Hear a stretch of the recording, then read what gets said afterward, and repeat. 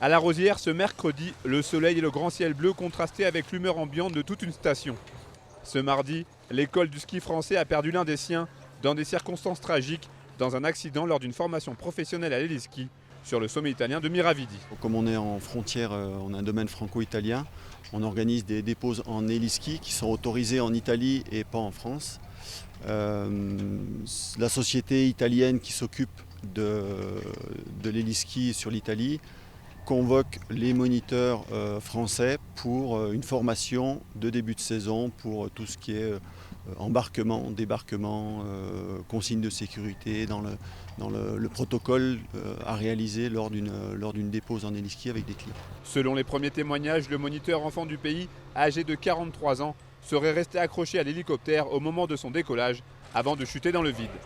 Ce type d'accident, suffisamment rare pour être signalé, pourrait à l'avenir poser la question de la pratique de l'héliski. C'est malheureux à dire, mais c'est pas inéluctable. On travaille avec des engins, avec des machines qui sont compliquées. Il y a un certain protocole. Voilà. L'enquête dira ce qui s'est réellement passé.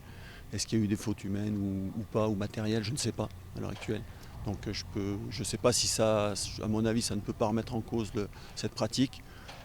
Voilà. Peut-être qu'après il y aura d'autres éléments de sécurité qui vont rentrer en ligne de compte, je ne sais pas. Une enquête a donc été ouverte. Le caractère international de cette formation pourrait compliquer quelque peu les choses. Et en attendant de pouvoir rendre hommage à Nicolas, le SF de La Rosière s'apprête à vivre des heures difficiles. On va faire un petit débrief effectivement en interne. De perdre un moniteur comme ça, c'est quand même pas quelque chose de facile à vivre.